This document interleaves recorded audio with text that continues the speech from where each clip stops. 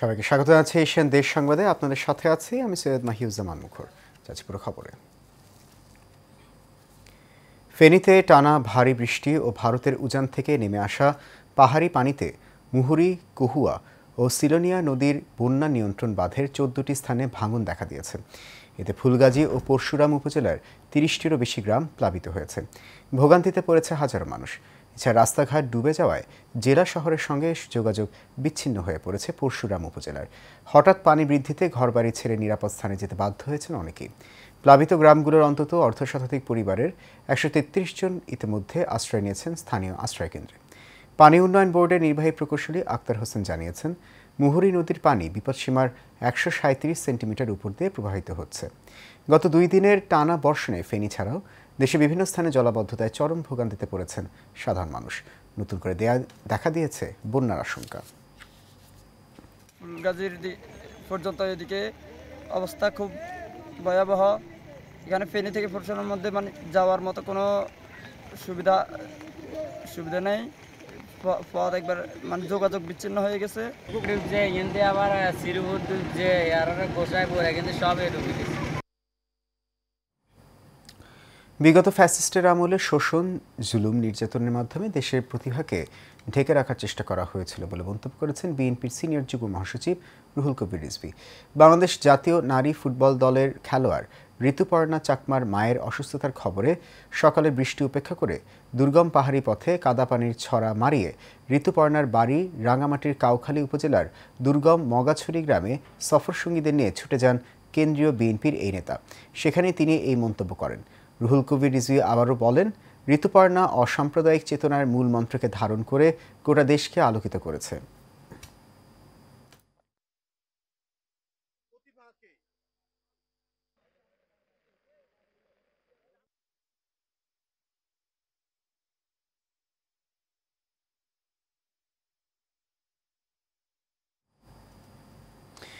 কক্সবাজারের সমুদ্র সৈকতে গোসল করতে নেমে নিখোঁজ শিক্ষার্থী আসিফ আহমেদের মরদেহ উদ্ধার করা হয়েছে।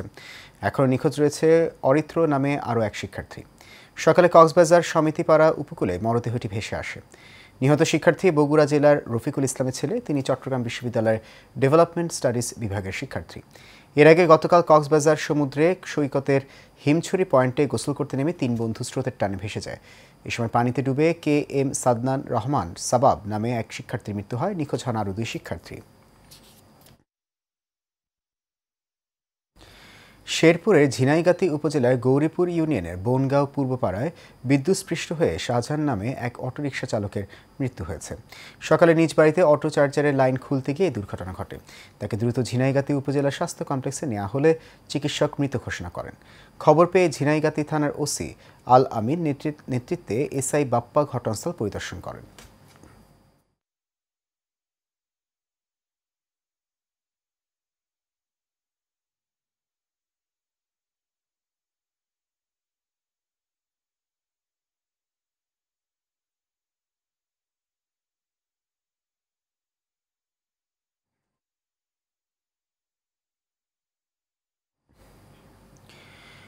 কুমিল্লার মুরাদনগরে 3 জনকে পিটিয়ে হত্যা মামলায় গ্রেপ্তার 8 জনকে 3 দিনের রিমান্ড দিয়েছেন আদালত। Senior judicial magistrate Mominul Haque এই রিমান্ড দেন। এর আগে কুমিল্লার আমুলি আদালত 11 আদালতের 8 জনের রিমান্ড চেয়ে আবেদন করেন জেলা গোয়েন্দা পুলিশ ও মামলা তদন্ত কর্মকর্তা। এই মামলায় সেনাবাহিনী ও র্যাবের 8 জনকে গ্রেপ্তার করেছে। এর আগে চাঞ্চল্যকারী হত্যা মামলাটি জেলা পুলিশের গোয়েন্দা শাখায় হস্তান্তর করা হয়।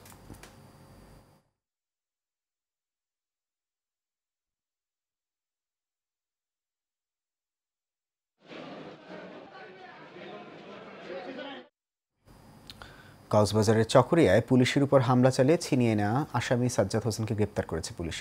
আজ ভোরে কক্সবাজার শহরে কলাতলির একটি হোটেল থেকে তাকে গ্রেপ্তার করা হয়। দুপুরে কক্সবাজার জেলা পুলিশের কার্যালয়ে এক সংবাদ সম্মেলনে অতিরিক্ত পুলিশ সুপার জসিমউদ্দিন চৌধুরী বলেন, গত 6 জুলাই রাতে আসামি সাজ্জাদ হোসেনকে মালুমঘাট থেকে গ্রেপ্তার করা হয়। গ্রেপ্তারের পর থানায় নিয়ে যাওয়ার সময় দুষ্কৃতকারীরা পুলিশের উপর হামলা চালিয়ে সাজ্জাদকে ছিনিয়ে নিয়ে যায়। পরে গোপন সংবাদের ভিত্তিতে তাকে গ্রেফতার করা হয়। তার বিরুদ্ধে হত্যা, ডাকাতি সহ একাধিক মামলা রয়েছে। চকরিয়ার ডুলহাজারা মালুমঘাট এলাকায় আমাদের চকরিয়া থানার একটা মাদারীপুরের ডাসারে অবৈধ স্থাপনা উচ্ছেদে অভিযান পরিচালনা করেছে উপজেলা প্রশাসন। সকালে উপজেলা নির্বাহী অফিসার সাইফুল আরিফিনের নেতৃত্বে উপজেলা বালিগ্রাম ইউনিয়নের সোনমান্দি বাজার থেকে ঢাকা বরিশাল মহাসড়কের পাথুরিয়ার পার বাজার পর্যন্ত অবৈধ স্থাপনা উচ্ছেদে এই অভিযান পরিচালনা করা হয়। উপজেলা নির্বাহী অফিসার সাইফুল আরিফিন বলেন, বরিশাল খালের উপরে অবৈধভাবে গড়ে তোলা হয়েছিল শত শত স্থাপনা। কিছুদিন আগে অবৈধ স্থাপনা উচ্ছেদ অভিযান করার পরে কিছু স্থাপনা থেকে গেছিল, সেগুলো সরিয়ে নেওয়ার জন্য সময় দেওয়া হয়। এরপরও স্থাপনা সরিয়ে নেওয়া হয়নি, তাই এই উচ্ছেদ অভিযান চালানো হয় বলে জানান তিনি।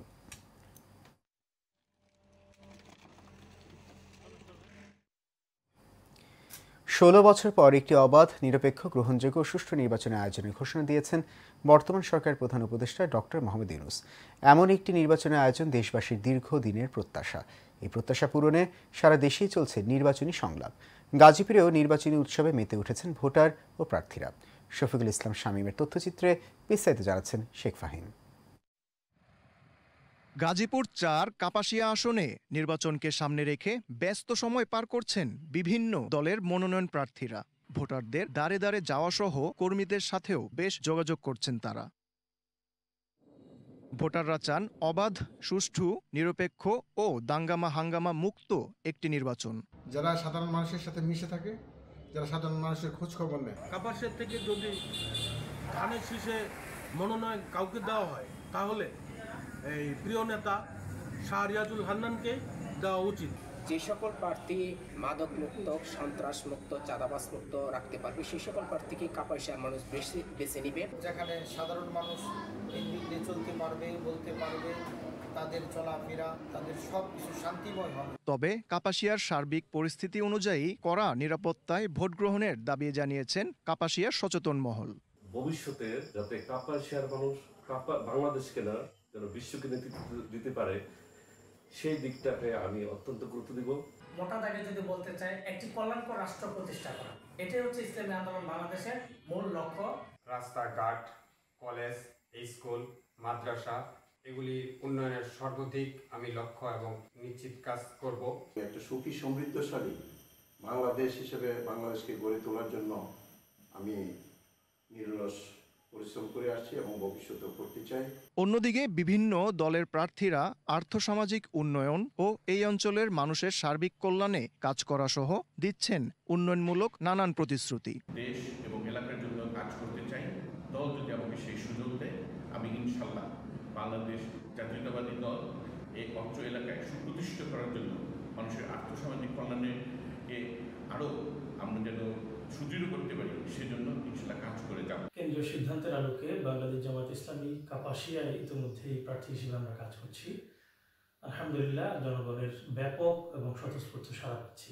11টি ইউনিয়ন, 99টি ওয়ার্ড ও 239টি গ্রাম নিয়ে গঠিত গাজীপুর ৪ আসন।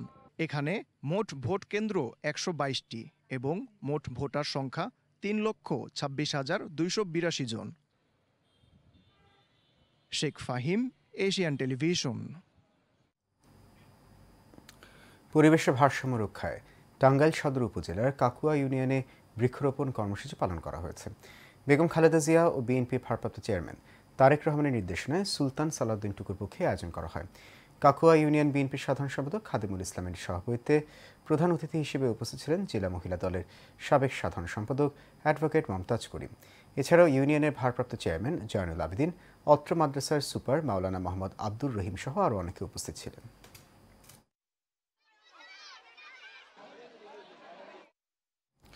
গাইবান্ধায় 3 দিনব্যাপী পেনশন মেলা অনুষ্ঠিত হয়েছে। মেলার উদ্বোধন করেন জেলা প্রশাসক চৌধুরী মোয়াজ্জেম আহমেদ। এ উপলক্ষে আজ সকালে স্বাধীনতা প্রাঙ্গণ থেকে এক বর্ণাঢ্য শোভাযাত্রা বের হয়ে শহরের প্রধান প্রধান সড়ক প্রদক্ষিণ করে স্বাধীনতা প্রাঙ্গণে এসে শেষ হয়। পরে আলোচনায় সভায় বক্তব্য রাখেন জেলা প্রশাসক Chowdhury Moazzem Ahmed, police super Nishat Angela, স্থানীয় সরকার বিভাগের উপপরিচালক KM হেদায়েতুল ইসলাম সহ অন্যরা।